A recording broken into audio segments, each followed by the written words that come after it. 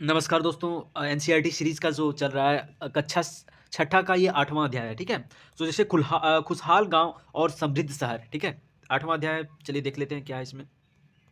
तो लोहे के औज़ार और खेती। लोहे का प्रयोग आज एक आम बात है। लोहे की चीज़ें हमारी रोज़मर्रा की ज़िंदगी का हिस्सा बन गई है। इस उपमहाद्वीप में लोहे का प्रयोग लगभग 3000 साल पहले शुरू हुआ। तो याद रखिएगा ये लगभग 3000 साल पहले हुआ। महापाषाण कब्रों में लोहे के औज़ार और हथियार बड़ी संख्या में मिले हैं। इनके बारे में तुम अध्याय 4 में पढ़ चुके हैं। बिल्कुल जो आपका महापाषाण जो कब्र था उसमें आपका लोहे का प्रमाण मिलता है, ठीक है? तो जहाँ एक तरफ हम लोग देख रहे थे कि जहाँ महापाषाण काल का समय था उसी तरह ही आपका जो उत्तर और पश्चिमी वाले क्षेत्र में वैदिक पीरियड चल रहा था, है ना? आगे देख लेते हैं कि करीब 2500 वर्ष पहले लोहे के औजार के बढ़ते उपयोग का प्रमाण मिलता है। इनमें जंगलों को साफ करने के लिए कुल्हाड़ियां और जुताई के लिए हलों का फाल भी शामिल है, ठीक है? अध्याय 5 में तुमने पढ़ा कि लोहे के फाल के इस्तेमाल से कृषि में उत्पादन बढ़ा, बिल्कुल सही है ना? चलिए आगे हम लोग देख लेते हैं कि कृषि उत्पादन बढ़ाने के लिए उठाए गए अन्य कदम सिंचाई। तो सिंचाई है देखिए समृद्ध गाँवों के बिना राजाओं तथा उसके राज्यों का रहना मुश्किल था। जिस तरह कृषि के विकास में नए औज़ार और रोपाई महत्वपूर्ण कदम थे, उसी तरह सिंचाई भी काफ़ी उपयोगी साबित हुई। इस समय सिंचाई के लिए नहरें, कुएँ, तालाब, कृत्रिम जलाशय बनाए गए, ठीक है? तो यहाँ देख लीजिएगा औज़ारों की सूची में इन चित्रों जैसे हँसिया है, कुल्हाड़ी है और संडसी, ठीक है? ये लोहे की ऐसी 5 चीज़ों की सूची बनाने बोला जा रहा है, ठीक है? अब हम लोग आते हैं कि जैसे लोगों द्वारा परिश्रम किया गया, किसानों को लाभ मिला क्योंकि उत्पादन की अनिश्चितता घटी, ठीक है? तो ये देखिए लोहे के प्रयोग से ये फ़ायदा होने लगा था। कर अदा करने के लिए किसानों को उत्पादन बढ़ाना था, ठीक है? राजाओं ने सिंचाई की योजना बनाई और धन खर्च किया। चलिए अब हम लोग देख लेते हैं कि गाँव में रहने वाले लोग कौन थे? ठीक है? इस उपमहाद्वीप के दक्षिण तथा उत्तरी हिस्सों के अधिकांश गाँवों में कम से कम 3 तरह के लोग थे। तमिल क्षेत्र के बड़े भूस्वामी याद रखिएगा यहाँ इम्पोर्टेंट हो जाता है कि जैसे तमिल क्षेत्र के जो बड़े भूस्वामी था उसका नाम उसको इंगित किया जाता था वेलाला से और साधारण हलवाहा जो था उसको क्या कहा जाता उनवार और जो भूमिहीन था या दास मजदूर था उसको कडेसियर ये काफ़ी इम्पोर्टेंट है, ठीक है? या फिर अधिमई, ठीक है? तो यहाँ याद रखिएगा जो बड़े भूस्वामी है वे क्यों हो गया जैसे लाला नहीं होता है लाला तो ऐसे याद रखिएगा। तो लाला से वे लाला, ठीक है? तो आप देख लीजिएगा मूवी वगैरह में लाला ये आपका जो टर्म है रिलेटेड होता है साहूकार से, है ना? तो आप यहाँ से रिलेट कर सकते हैं कि बड़े भूस्वामी है वे लाला, ओके? उसके बाद जो साधारण हलवाहा है उसको उनवार बोला जाता है और जो भूमिहीन मजदूर दास को कैडेशियर या फिर अदमई, ठीक है? आगे आते हैं कि देश के उत्तरी हिस्से में गाँव का प्रधान व्यक्ति ग्राम भोजक कहलाता था। जो गाँव का प्रधान था उसको ग्राम भोजक, ठीक है? उसके बाद देख लेते हैं कि अक्सर एक ही परिवार के लोग इस पद पर कई पीढ़ियों तक बने रहते हैं। तो यहाँ तो हम लोग देख लिए कि ये क्या है? एक वंशानुगत पद है। क्या है? वंशानुगत, ठीक है? आगे आते हैं कि अब रहते थे और कि यह पद आनुवांशिक था, ठीक है? उसके बाद ग्राम भोजक के पद पर आमतौर पर गाँव का सबसे बड़ा भूस्वामी होता था। साधारणतया इनकी ज़मीन पर इनके दास और मज़दूर काम करते थे। इनके अतिरिक्त प्रभावशाली होने के कारण प्रायः राजा भी कर वसूलने का काम इन्हें ही सौंप देते थे। ये न्यायाधीश का भी कभी-कभी पुलिस का भी काम करते थे। ग्राम भोजकों के अलावा अन्य स्वतंत्र कृषक भी होते थे जिन्हें गृहपति कहते थे। ये इनमें ज़्यादातर छोटे किसान ही होते थे।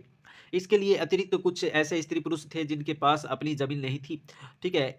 इनमें दास या कर्मकार आते थे, ठीक है? जिन्हें दूसरों की ज़मीन पर काम करके अपनी आजीविका चलानी पड़ती थी, ठीक है? उसके बाद अधिकांश गाँव में आपको लुहार कुम्हार, बढ़ई, बुनकर जैसे शिल्पकार भी होते थे, ठीक है? अब हम तो देखते हैं कि जैसे प्राचीनतम तमिल की प्राचीनतम रचनाओं को संगम साहित्य कहते हैं। इनकी रचना करीब 2300 साल पहले की गई। इन्हें संगम इसलिए कहा जाता है क्योंकि मदुरई याद रखिए मदुरई में क्या हुआ कि कवियों के सम्मेलन में इनका संकलन किया गया था। गाँव में रहने वालों के जिन तमिल नामों का उल्लेख किया गया है, वे संगम साहित्य में पाए जाते हैं, ठीक है? अब आता है कि नगर क्या कहती है कहानियाँ, यात्रा विवरण और मूर्तिकला और पुरातत्व। देखिएगा तुमने जातकों के बारे में सुना है। ये वो कहानी है जो आमतौर पर लोगों में प्रचलित थी। बौद्ध भिक्षुओं ने इनका संकलन किया। यहाँ एक जातक कथा दी गई है जिनमें यह बताया गया है कि वे निर्धन किस तरह धीरे-धीरे धनी बन गया। ठीक है? तो जो जातक कथा वो जनरली आपका बौद्ध धर्म की कहानियों से जुड़ा हुआ है ना? तो यहाँ देख लीजिए कि एक निर्धन की चतुराई क्या है। एक शहर में एक गरीब युवक रहता था, उसके पास एक मरे हुए चूहे के अलावा कुछ नहीं था। उसने उस चूहे को एक सिक्के के में एक भोजनालय वाले की बिल्ली के लिए बेच दिया। फिर एक दिन बड़ी जोर की आंधी आई, राजा की बगीचा टूट के टहनियों और पत्तों से भर गया।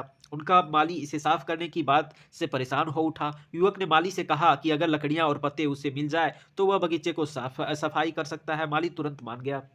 युवक ने पास खेल रहे बच्चों को यह कहकर इकट्ठा कर लिया कि प्रत्येक टहनी और पत्ते के बदले उन्हें एक-एक मिठाई मिलेगी। देखते ही देखते उन्होंने बगीचे से एक-एक तिनका चुनकर गेट के पास इकट्ठा कर दिया। तभी उधर राजा का कुम्हार बर्तनों को पकाने के लिए ईंधन की तलाश में गुजरा। उसने पूरे ढेर को खरीद लिया। इस युवक के पास कुछ पैसे और हो गए। अब उस युवक ने एक और योजना बनाई। एक बड़े बर्तन में पानी भरकर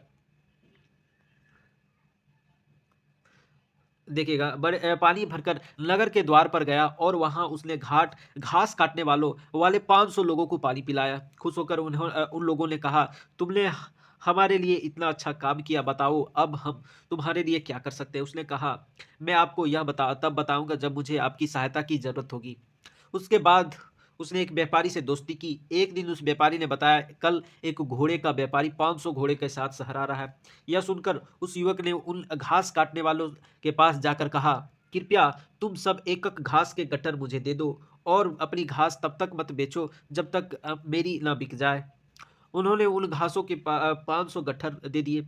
जब घोड़े के व्यापारी को कहीं भी घास नहीं मिली तो उसने इस युवक को घास 1000 सिक्कों में खरीद दिया। तो हम लोग देख रहे हैं कि युवक का जो चतुराई के बारे में इसमें दिखाया गया है। ठीक है? चलिए आगे बढ़ते हैं। देखिएगा, प्राचीन नगरों के जीवन के बारे में हमें कुछ अन्य स्रोत से भी पता चल सकता है। शहरों, गाँवों या फिर जंगलों के ज़मीन से जुड़ी घटनाओं को मूर्तिकार कलात्मक ढंग से उकेरते थे। इन मूर्तियों को ऐसी इमारतों की रेलिंग, खंभों या प्रवेश द्वार पर सजाया जाता था, जहाँ लोग आते थे। ठीक है? अब देख लीजिएगा, ये आप दिल्ली का एक वलय कूप हड़प्पा जल निकासी का व्यवस्था से देख लीजिए किस प्रकार भिन्न है। ये वलय कूप है, ठीक है? उसके बाद ये देखिए मूर्तिकार है वो किस प्रकार शहर की जो समकालीन परिदृश्य है उसको उकेरा गया है, ठीक है? देखिएगा, अध्याय 5 में वर्णित अनेक शहर महाजनपदों की राजधानी थे। जैसा कि तुमने पढ़ा इनमें कुछ शहर कोटों से घिरे हुए थे। जैसा कि तुम ऊपर के चित्र में देख रहे हो, अनेक शहरों में वलय कूप मिले हैं। ये वलयकूप गुस्सलखाने, नाली या कूड़ेदान के लिए प्रयुक्त होते थे। प्रायः ये वलयकूप लोगों के घरों में होते थे, ठीक है? उसके बाद देख लेते हैं कि महलों, बाज़ारों या आम घरों के अवशेष बहुत कम मिले हैं। संभवतः लकड़ी, मिट्टी व कच्ची ईंटों या छप्पर से बने होने के कारण ये ज़्यादा समय तक नहीं टिक पाए हों। भविष्य में पुरातत्वविद इनके खोज कर सकते हैं। प्राचीन शहरों के बारे में वहाँ गए नाविकों या यात्रियों के विवरणों द्वारा पता चलता है। ऐसा ही एक विस्तृत विवरण एक अज्ञात यूनानी नाविक है। जिंजिल देखिएगा, एक बेरी गाज़ा भरूच का यूनानी नामक है को की कहानी देखिए। बेरी गाज़ा की कहानी क्या है देख लीजिएगा। बेरी गाज़ा की संकरी खाड़ी में समुद्र, तो याद रखिएगा बेरी गाज़ा जो संबंधित है वो किससे भरूच से है, ठीक है? तो समुद्र में आने वालों के लिए चला पाना बहुत मुश्किल होता है। राजा के द्वारा नियुक्त कुशल और अनुभवी स्थानीय मछुआरे ही यहाँ जहाज ला सकते थे। बेरी गाज़ा में शराब, तांबा, टीन, सीसा, मूंगा, पुखराज, कपड़े, सोने और चांदी के सिक्के आयात होता था। हिमालय की जड़ी बूटियां, हाथीदांत, गोमेद, कार्लिनियन, सूती कपड़ा, रेशम, इत्र यहाँ निर्यात किए जाते थे। राजा के लिए व्यापारी विशेष उपहार लाते थे। इनमें चांदी के बर्तन, गायक, किशोर, सुंदर औरतें, अच्छी शराब और उत्कृष्ट महीन कपड़े भी शामिल थे, ठीक है? अब हम लोग आते हैं कि आहत सिक्का, ये देख लीजिए, ये इंपॉर्टेंट हो जाता है। देखिए, आहत सिक्के सामान्यतः आयताकार या कभी-कभी वर्गाकार या गोल होते थे।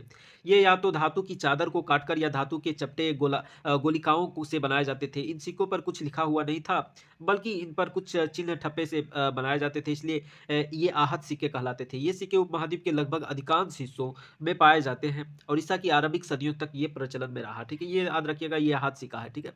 उसके बाद आते हैं कि अब सिक्के के बारे में थोड़ा-सा और जान लें। पृष्ठ 82 में कुछ दिया गया है कि दी गई कहानी से तुमने देखा कि किस तरह सिक्कों के आधार पर संपत्ति का मूल्यांकन किया गया। पुरातत्वविदों को इस युग के हज़ारों सिक्के मिले हैं। सबसे पुराना आहत सिक्के, तो याद रखिएगा, अगर बोल देगा सबसे पुराना मौर्य सिक्के हैं, तो ये आपका क्या हो जाएगा, गलत हो जाएगा। आप किसी भी तरह टर्म को जोड़ सकते हैं, लेकिन सबसे पुराना जो सिक्का है वो आहत सिक्के है। मतलब सबसे पहले उसमें ठप्पा लगाया जाता था, ठीक है? ये याद रखिएगा, जो करीब 500 साल चले। इसका चित्र नीचे दिया गया है, देखिए यही सारा आपका क्या है, आहत सिक्के, है ना? और उसके बाद चांदी या सोने के सिक्कों विभिन्न आकृतियों को आहत कर बनाए जाने के कारण इन्हें आहत सिक्के कहा जाने लगा, ठीक है? अब आते हैं, ये ये बहुत ज़्यादा इंपॉर्टेंट नहीं, लेकिन संगम का साहित्य का एक छोटी सी कविता है, देख लीजिएगा। खेतों के सफ़ेद धान गाड़ियों पर लदे जा रहे हैं, नमक के लिए लंबे-लंबे रास्ते, चांदनी सी सफ़ेद रेत पर परिवार को समेटे, कहीं पीछे छूट ना जाए, शहरों से नमक के सौदागर के यूँ चले जाने से सिर्फ सन्नाटा रह जाता है, ठीक है? अब आते हैं नगर, ठीक है।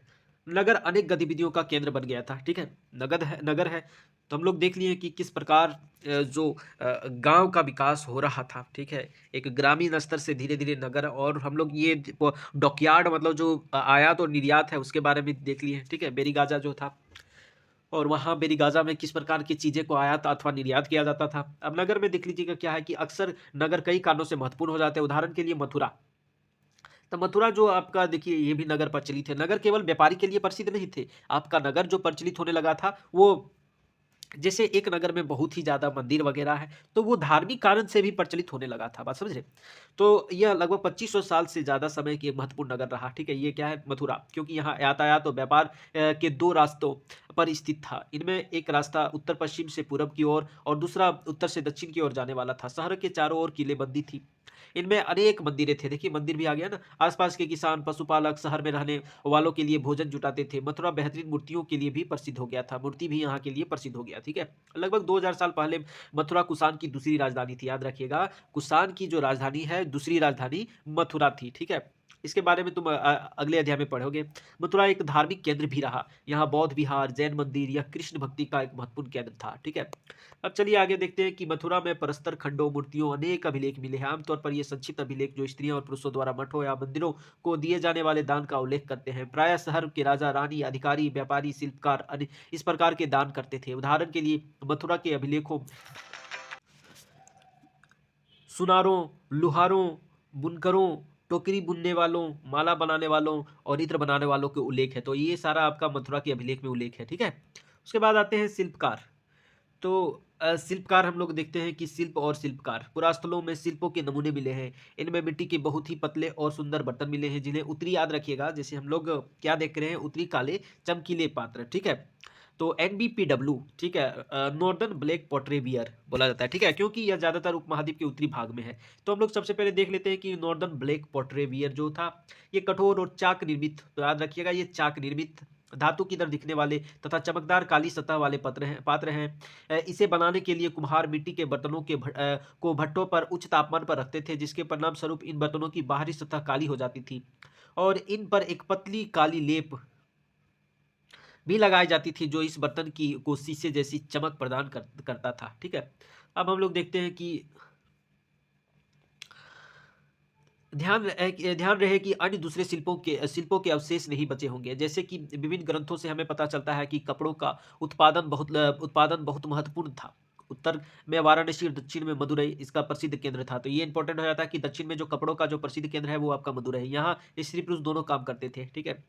अनेक शिल्पकार तथा व्यापारी अपने-अपने संघ बनाने लगे थे, जिन्हें श्रेणी कहा जाता है। तो याद रखिएगा, श्रेणी का जो टर्म है वो रिलेटेड किससे है? व्यापारी या फिर शिल्पकार के समूह से, ठीक है। शिल्पकारों की श्रेणियों का काम प्रशिक्षण देना, कच्चा माल उपलब्ध कराना, तैयार माल का वितरण करना था। जबकि व्यापारियों की श्रेणियों व्यापार का संचालन करती थी। श्रेणियों बैंकों के रूप में काम करती थी। याद रखिएगा, श्रेणी अपना एक झुंड में अर्थात ये समूह के रूप में धन का इकट्ठा करता है और ये बैंक के रूप में काम कर रहा था, ठीक है। जहाँ लोग पैसे जमा करते थे, इस धन का निवेश लाभ के लिए किया जाता था। उससे मिले लाभ का कुछ हिस्सा जमा करने वाले को लौटा दिया जाता था या फिर मठ में आदि धार्मिक संस्थानों को दे दिया जाता था, ठीक है। उसके बाद हम लोग देख लेते हैं कि सूत काटने और बुनने के नियम, तो ये इसमें बहुत ही ज़्यादा इंपॉर्टेंट ये वाला टर्म नहीं है, ठीक है। अब हम आते हैं एक अरिकामेडु का एक सूक्ष्म निरीक्षण करते हैं, ठीक है। तो देखिए अरिकामेडु पुदुचेरी में है, ठीक है। तो पृष्ठ नंबर 88 में रोम के बारे में दी जानकारी में, ठीक है। तो देखिएगा क्या लिखा है कि लगभग 2200 से 1900 साल पहले अरिकामेडु एक पतन था। ये आपका क्या है? एक आपका पतन, ठीक है। यहाँ दूर-दूर से आए जहाज़ों के सामान उतारे जाते थे। यहाँ के ईंटों से बना एक ढांचा मिला है जो संभवतः गोदाम रहा होगा। यहाँ भूमध्य सागरीय क्षेत्र एम्फोरा जैसे पात्र मिले हैं। इनमें शराब या तेल जैसे तरल पदार्थ रखे जा सकते थे। इनमें दोनों तरफ से पकड़ने के लिए हत्थे लगे हैं। साथ ही यहाँ एरेटाइन जैसे मुहर लाल चमकदार बर्तन भी मिले हैं। इन्हें इटली के एक शहर के नाम एरेटाइन पात्र के नाम से जाना जाता है। इस पर इस देखिएगा, इसे मुहर लगे साँचे पर गीली चिकनी मिट्टी को दबाकर बनाया जाता है, ठीक है। कुछ देखिएगा, कुछ ऐसे बर्तन भी मिले हैं जिसका डिजाइन तो रोम का था, किंतु यहाँ वे यही बनाए जाते थे। यहाँ रोम लैंप, शीशे, बर्तन तथा रत्न भी मिले हैं। साथ ही छोटे-छोटे कुंड मिले हैं जो संभवतः कपड़े की रंगाई के पात्र रहे होंगे। यहाँ पर शीशे और अर्धमूल्य पत्थरों के मनके बनाने के लिए पर्याप्त साक्ष्य मिले हैं, ठीक है। देखिएगा ये इम्पोर्टेंट है आपका। देखिए क्या लिखा है, इसमें रोम देखना है। यह यूरोप का सबसे पुराना शहरों में से एक है। इसका विकास लगभग तभी हुआ जब गंगा का मैदान के शहर बस रहे थे। रोम एक बहुत बड़े साम्राज्य की राजधानी, यह यूरोप, उत्तर अफ्रीका और पश्चिम एशिया तक फैला हुआ था। इसके देखिए सबसे महत्वपूर्ण शासक में से एक ऑगस्टस ने करीब 2000 साल पहले शासन किया था। उसने कहा था कि रोम ईंटों का शहर था। जैसे मैंने संगमरमर का बनवाया जिसे मैंने संगमरमर का बनवाया। अगस्टक और उसके बाद शासकों ने कई मंदिर तथा महल भी बनवाए। अगस्टक ने बड़े बड़े रंग मंडल बनवाए। इनके चारों तरफ दर्शकों को बैठने की सीढ़ीनुमा जगह होती थी और यहाँ के लोग विभिन्न प्रकार के कार्यक्रम देख सकते थे। उन्होंने स्नानागार भी बनवाए जहाँ स्त्री और पुरुषों के लिए अलग अलग समय निर्धारित थे। यहाँ लोग एक दूसरे से मिलते थे और आराम करते थे। बड़े बड़े जलवाही सेतु aqueduct के जरिए शहरों के स्नानागार, फवारों और गुसल खानों के लिए पानी लाया जाता था। ठीक है, चलिए ये हो गया आपका। यहाँ देख सकते हैं जो तमिल का है ना, बड़े भूस्वामी वेलाला हो गया। ग्राम भोजक की जमीन प्रायः, तो यहाँ पे देखिए खेती जो ग्राम भोजक है वो भोजकों की जमीन पर प्रायः तो कौन करता था, मजदूर वगैरह। ठीक है, खेती की जाती थी। तमिल के हलवाई को वनीकर अधिकांश गृहपति को गृहपति जो था, याद रखिएगा, जो गृहपति था, याद रखिए, जो ग्रामीण स्तर पर, ठीक है, वो कौन थे, तो ग्राम के भूस्वामी थे, ग्रामीण के स्तर के, है ना। चलिए ठीक है दोस्तों, ये आपका अध्याय 8 कंप्लीट हो चुका है। नेक्स्ट क्लास में अध्याय 9 देखते हैं और सब्सक्राइब जरूर कर लें। धन्यवाद। जय हिंद।